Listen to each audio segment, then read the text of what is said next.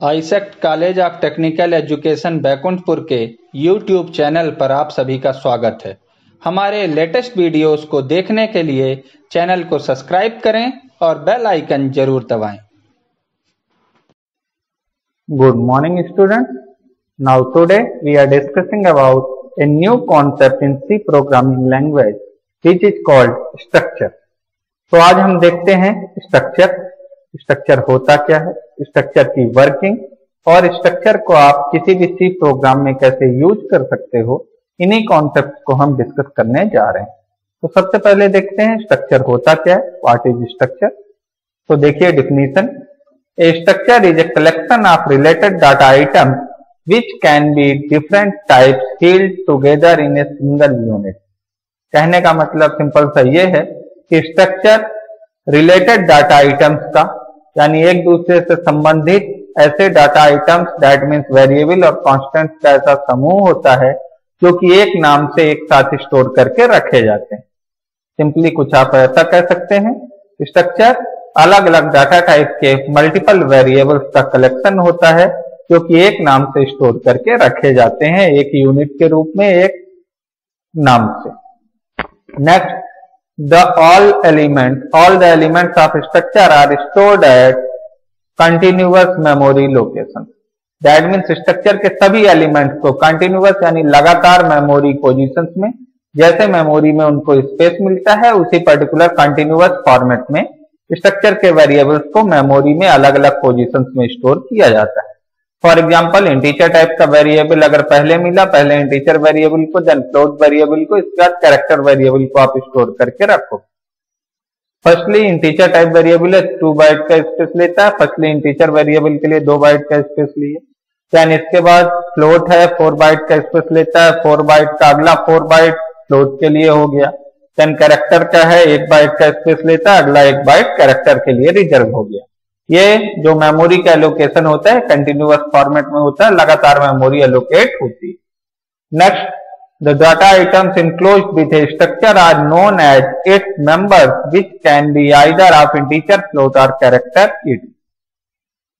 That means किसी भी particular structure के अंदर जो भी डाटा आइटम्स या मेंबर्स होते हैं, जो भी वेरिएबल्स असाइन किए जाते हैं, उनको आप स्ट्रक्चर का मेंबर बोलते हो। और वो पर्टिकुलर स्ट्रक्चर के मेंबर किसी भी डाटा टाइप को बिलोंग कर सकते हैं, चाहे वो इंटीजर हो, फ्लोट हो या कैरेक्टर हो। दैट मींस किसी भी डाटा टाइप के वेरिएबल को आप इस पर्टिकुलर स्ट्रक्चर के थ्रू डिफाइन कर सकते हैं। नेक्स्ट आते हैं गाइस, स्ट्रक्चर का डिक्लेरेशन। आप स्ट्रक्चर को कैसे डिक्लेयर करोगे, इसको देखते हैं। A structure declaration specified grouping of variables of different types in a single unit. That means structure को डिक्लेयर करने के लिए, स्ट्रक्चर को बनाने के लिए, स्ट्रक्चर में एग्जैक्टली होता क्या है, ये पर्टिकुलर इसमें कॉन्सेप्ट में देखेंगे। फर्स्ट लिखा है, एक स्ट्रक्चर को डिक्लेयर करने के लिए, स्ट्रक्चर को डिफाइन करने के लिए आप मल्टीपल डाटा टाइप के मल्टीपल वेरिएबल्स को एक यूनिट में एक नाम से स्टोर करके रखते हो। तो structure for declaring A structure, the syntax of declaring A structure in C++ और C या C++ में आप स्ट्रक्चर को कैसे डिफाइन करोगे, इसका फर्स्टली सिंटैक्स देखिए। सिंटैक्स के लिए firstly, for defining a structure it is must to use struct keyword before the name of structure. किसी भी स्ट्रक्चर को बनाने के लिए जरूरी है कि उस स्ट्रक्चर को डिफाइन करने के लिए स्ट्रक्चर के नेम से पहले स्ट्रक्ट कीवर्ड का यूज किया जाए, एज इट इज, जैसा कि आप सिंटैक्स में देख पा रहे हैं। यहाँ पे देखेंगे स्ट्रक्ट, STRUCT स्ट्रक्ट, देन इसके बाद स्ट्रक्चर का name, then between the curly braces list of the variables which you want to assign। जो वेरिएबल्स आप बनाना चाहते हो उन पर्टिकुलर वेरिएबल्स की यहाँ पे लिस्ट दी गई है। Data type number 1 semicolon, data type number 2 semicolon, then data type number 3 semicolon. Multiple members आप जितने मेंबर्स चाहो असाइन कर सकते हो। इसका एग्जांपल यहाँ पे देखते हैं हमने। स्टूडेंट नेम का एक स्ट्रक्चर बनाया जिसमें रोल नंबर नेम का एक वेरिएबल, कैरेक्टर नेम का एक स्ट्रिंग वेरिएबल या कैरेक्टर वेरिएबल, देन लास्ट है मार्क्स नेम का एक फ्लोट वेरिएबल। 3 वेरिएबल आपने इस पर्टिकुलर स्टूडेंट नेम के स्ट्रक्चर के इनसाइड बिल्ड की। नेक्स्ट आते हैं गाइस, स्ट्रक्चर की definition. The structure definition create structure variables and allocate storage space for them. Structure definition में क्या होता है, वेरिएबल्स डिफाइन किए जाते हैं, बनाए जाते हैं किसी स्ट्रक्चर के अंदर, और उन पर्टिकुलर वेरिएबल्स के लिए मेमोरी स्पेस रिजर्व किया जाता है, बनाया जाता है, लोकेट किया जाता है। The individual members of the structure variables are stored in continuous memory location. किसी भी पर्टिकुलर स्ट्रक्चर के जो भी मेंबर्स होते हैं, वेरिएबल्स होते हैं, वो पर्टिकुलर कंटिन्यूअस मेमोरी को एलोकेट करते हैं, जैसा कि आपने पहले डिस्कस किया हुआ है। यहाँ पे आप देख सकते हो गाइस, स्ट्रक्ट स्टूडेंट नेम का एक स्ट्रक्चर बनाया है जिसमें 3 मेंबर्स हैं, role number, name and float. Marks name का एक वेरिएबल है, फ्लोट डाटा टाइप को रिप्रेजेंट करता है। देन इस पर्टिकुलर स्ट्रक्चर के आपने 2 स्ट्रक्चर वेरिएबल या 2 ऑब्जेक्ट बनाए हैं, S1 एंड S2 नेम से। डायरेक्टली आपने जहां पे स्ट्रक्चर के कर्ली ब्रेसेस को क्लोज किया, उसके बाद डायरेक्टली आप स्ट्रक्चर वेरिएबल या स्ट्रक्चर ऑब्जेक्ट डिफाइन कर सकते हो। ये यूजर डिफाइंड नेम है, जो भी नाम आप लेना चाहो उस नेम से आप स्ट्रक्चर वेरिएबल या स्ट्रक्चर ऑब्जेक्ट को डिफाइन कर सकते हैं। यहाँ पे हमने 2 स्ट्रक्चर वेरिएबल डिफाइन किए हैं, S1 and S2। Next guys, accessing structure member. How can we access the structure member? Structure के मेंबर्स आपने बना लिए, उसके लिए मेमोरी एलोकेट हो गई, बट स्ट्रक्चर के मेंबर्स को आप एक्सेस कैसे करोगे? तो इस पर्टिकुलर स्लाइड में देखते हैं। The members can be accessed using with A dot operator और एन एरो ऑपरेटर। किसी भी स्ट्रक्चर के मेंबर को एक्सेस करने के लिए आप डॉट ऑपरेटर या एरो ऑपरेटर का यूज कर सकते हैं। The use of extraction operator, that means for making input, and insertion operator to input and display the members of structure variables S1। That means C in और C out में जो particular input या output के लिए आप operators use करते थे, जिनको आप एक्सट्रैक्शन एंड इंसर्शन ऑपरेटर्स बोलते हैं, उन ऑपरेटर्स का यूज करके आप स्ट्रक्चर के वेरिएबल्स को इनपुट या आउटपुट कर सकते हो।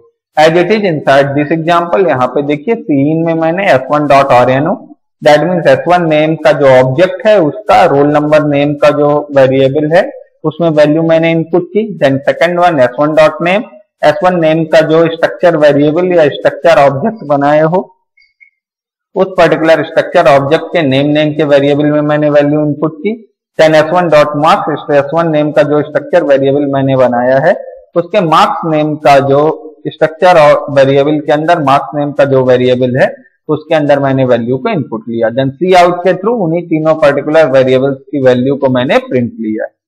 नेक्स्ट आते हैं guys, examples of accessing members. How can be access the members? Look at this using with this example. IO stream, conio, then IO manip.h, then structure is defined। Structure को define करिए struct keyword के साथ में, student name का structure जिसमें 3 variables, roll number, name and marks. Then void main, यहाँ पर एक चीज आप ध्यान से देखेंगे गाइस, मैंने यहाँ पे स्ट्रक्चर की क्लोजिंग के साथ में, दैट मीन्स उसके कर्ली ब्रेसेस के क्लोजिंग के साथ में ही डायरेक्टली स्ट्रक्चर वेरिएबल या ऑब्जेक्ट क्रिएट नहीं किया है। तो फिर कहाँ पे मैं ऑब्जेक्ट क्रिएट कर सकता हूँ? तो इस पर्टिकुलर ऑब्जेक्ट को क्रिएट करने के लिए मैंने चूज किया है वाइड मेन फंक्शन के अंदर। So there are 2 types, there are 2 methods, there are 2 techniques for define the structure variable और structure object। फर्स्टली जैसा कि आपने देखा, डायरेक्टली आप स्ट्रक्चर को क्लोज करिए, स्ट्रक्चर को क्लोज करने के बाद उसके कर्ली ब्रेसेस की क्लोजिंग के बाद डायरेक्टली आप स्ट्रक्चर वेरिएबल या ऑब्जेक्ट का नाम दे सकते हो।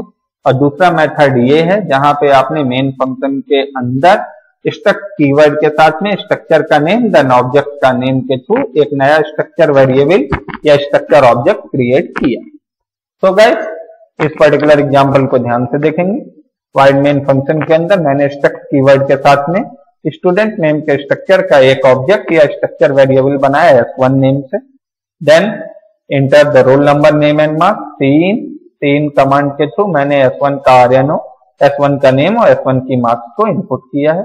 देन इन्हीं तीनों वेरिएबल्स के वैल्यू को मैंने यहाँ से प्रिंट किया।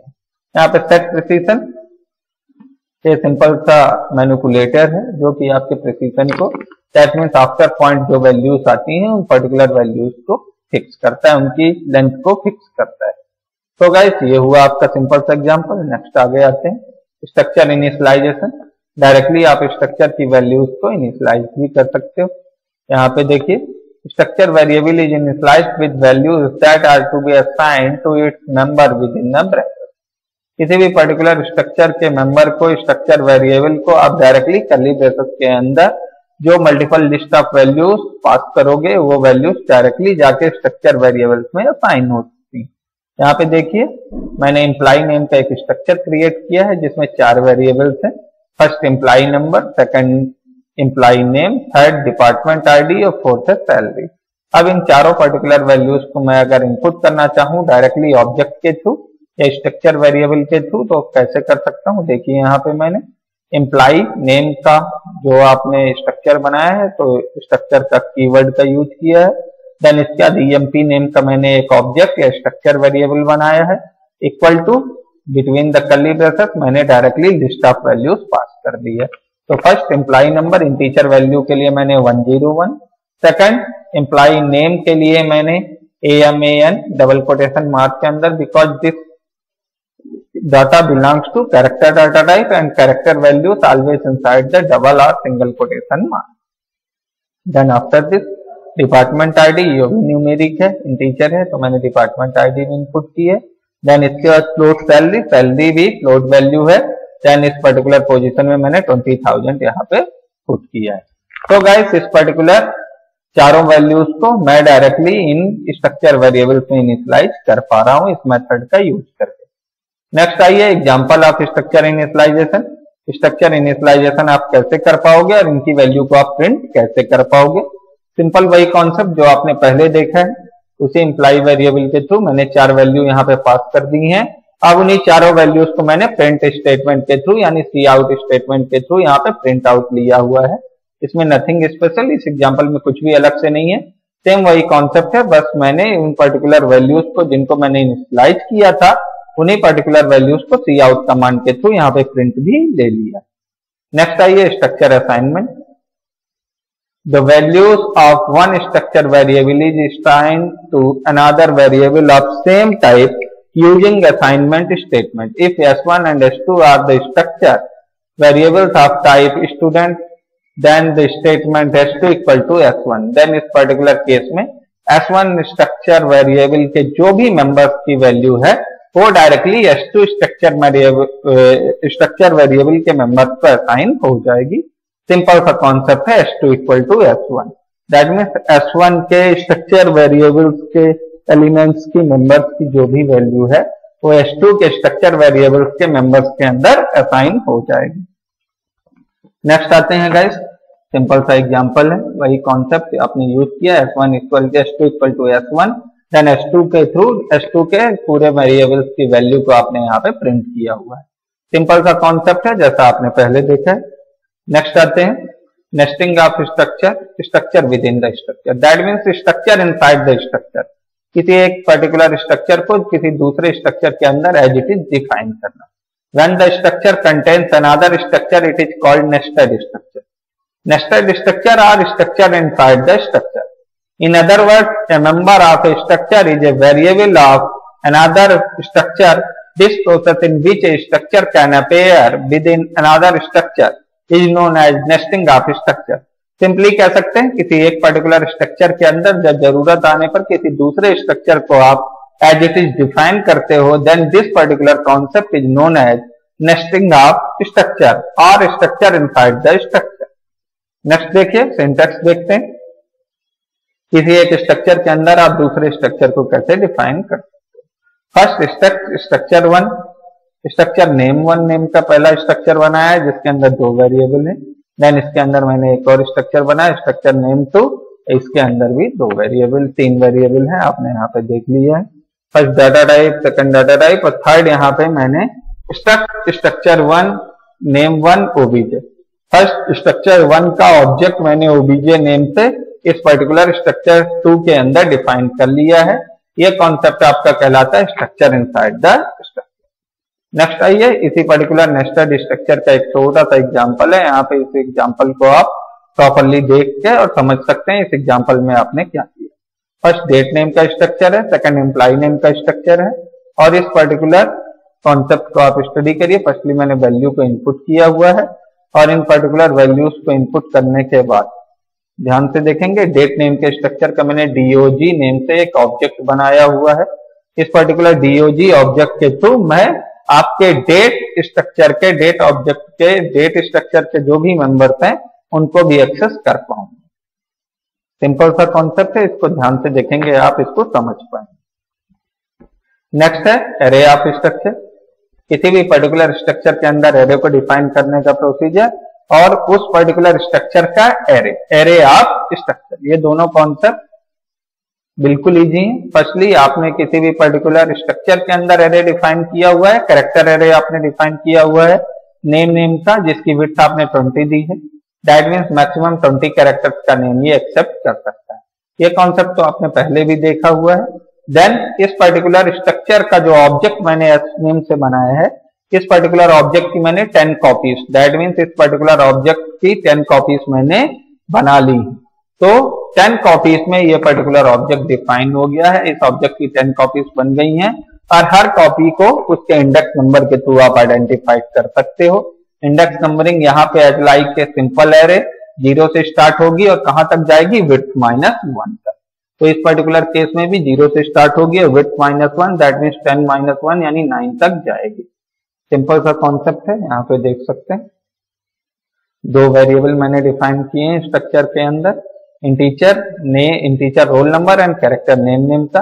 देन S3 डायरेक्टली इस पर्टिकुलर पोजीशन पे मैंने ये पर्टिकुलर वैल्यूज इनपुट कर दी है। 101 अरमान, 102 बिकी, 103 ऋषि, ये पर्टिकुलर वैल्यूज इस पोजीशन पे जाके स्टोर होगा। नेक्स्ट आते हैं, उसी पर्टिकुलर कॉन्सेप्ट का मैंने एग्जांपल लिया हुआ है। लूप के थ्रू स्ट्रक्चर मैंने बनाया है, इस पर्टिकुलर स्ट्रक्चर का ऑब्जेक्ट यहाँ पे बनाइए। स्टूडेंट नेम का स्ट्रक्चर का S5 S नेम से ऑब्जेक्ट, उसकी कितनी कॉपीज बना ली है, 5 कॉपीज बना ली है। Then enter the number of element, number of student, जितने स्टूडेंट आपको इनपुट करने हैं उतने पर्टिकुलर स्टूडेंट्स की यहाँ पे वैल्यू आप इनपुट करो और फिर से लूप का यूज करके उन्हीं पर्टिकुलर स्टूडेंट्स की डिटेल को आप यहाँ से प्रिंट कर सकते हो। एक चीज ध्यान देंगे, यहाँ पे आपने स्ट्रक्चर की हाईएस्ट विड्थ जितनी ली है, नंबर ऑफ स्टूडेंट उस पर्टिकुलर स्ट्रक्चर की विड्थ से ज्यादा नहीं होना चाहिए, अदरवाइज ये वैल्यू स्टोर नहीं हो पाए। नेक्स्ट आगे आते हैं, स्ट्रक्चर एंड फंक्शन। इन दोनों में क्या बेसिक सा डिफरेंस है देखते हैं। Individual members of a structure can be pass to a function as a argument in the function call. किसी भी पर्टिकुलर स्ट्रक्चर के इंडिविजुअल मेंबर्स को आप किसी भी फंक्शन के अंदर as a argument directly pass कर सकते हो। This method of passing individual members is same as the passing variables of any primitive type. That means किसी भी पर्टिकुलर अदर प्रिमिटिव टाइप का अदर वेरिएबल्स को आप जिस प्रोसीजर से इनसाइड द फंक्शन पास कर रहे थे, उसी प्रोसीजर से आप स्ट्रक्चर के वेरिएबल्स को भी किसी भी पर्टिकुलर फंक्शन के अंदर एज इट इज पास कर सकते। Next example of passing structure to a function. किसी भी पर्टिकुलर स्ट्रक्चर के अंदर आप फंक्शन को कैसे पास करोगे, इस कॉन्सेप्ट के थ्रू आप इसको देख सकते हैं। डायरेक्टली यहाँ पे आपने एम्प्लॉय नेम का पूरा स्ट्रक्चर को एज ए फंक्शन के अंदर पास कर दिया है। देन इस पर्टिकुलर फंक्शन के अंदर आपने क्या किया, एम्प्लॉय नेम का एक ऑब्जेक्ट बनाया और इस पर्टिकुलर ऑब्जेक्ट को 3 वैल्यूज थी, 101, 32 और 12,000। देन इस पर्टिकुलर फंक्शन के थ्रू उन्हीं पर्टिकुलर वैल्यूज को आपने प्रिंट कर लिया है। एम्प्लॉय नेम का सिंपली एक्चुअल आर्ग्यूमेंट में आपने यहाँ पे क्या पास किया था, एम्प्लॉय को। देन फॉर्मल आर्ग्यूमेंट में आपने एम्प्लॉय का ई नेम से ऑब्जेक्ट बना लिया है और उस ई ऑब्जेक्ट के थ्रू आप डायरेक्टली उन पर्टिकुलर वैल्यूज को यहाँ पे एक्सेस कर पा रहे हो या प्रिंट कर पा रहे हो। तो ये कॉन्सेप्ट भी काफी इजी है, आप इस एग्जांपल को देख के इजी वे में इसको समझ सकते हैं। Next, structure with pointer. Structure के साथ में इजी वे में आप पॉइंटर्स का भी यूज कर सकते हो, पॉइंटर वेरिएबल्स का यूज कर सकते हो और उसके थ्रू भी आप स्ट्रक्चर के मेंबर्स को डायरेक्टली एक्सेस कर सकते हो।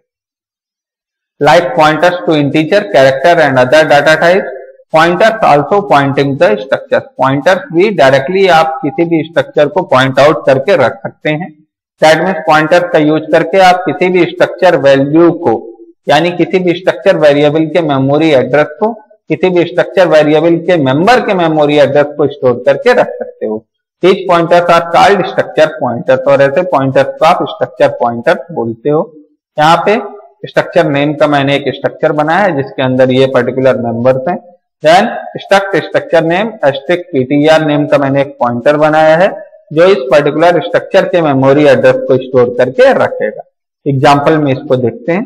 ये सिंपल सा एग्जांपल आपने बनाया, स्टूडेंट नेम का एक स्ट्रक्चर। इस पर्टिकुलर स्ट्रक्चर के अंदर आपने दो पर्टिकुलर वैल्यूज भी पास कर दी, Raman and 1 2 3। Then ptr name का एक पॉइंटर है जो इस पर्टिकुलर s की वैल्यू को s के मेमोरी एड्रेस को स्टोर करके रखेगा। अब इन पर्टिकुलर वैल्यूज को आप डायरेक्टली पॉइंटर के थ्रू एक्सेस कर पाओगे। इसको एक्सेस करने के लिए आपको एरो साइन का यूज करना है, पॉइंटर का name then arrow sign then variable का नेम। सिंपल सा कॉन्सेप्ट है। इस कॉन्सेप्ट के थ्रू आप इस पर्टिकुलर वैल्यूज को यूजिंग विथ पॉइंटर भी प्रिंट कर सकते हैं। देन गाइस ये नेक्स्ट कॉन्सेप्ट है। इस पर्टिकुलर कॉन्सेप्ट में आप यहां से ये सिंपल सा आपका ओवरऑल कंप्लीट होता है। इतने पॉइंट्स आपने यहां से एक्सेस कर लिए हैं। देन इतने पॉइंट्स को एक्सेस करने के बाद हमारे नए वीडियोस को देखने के लिए आप हमारे चैनल को सब्सक्राइब करें और बेल आइकन दबाएं। Then thank you for watching us.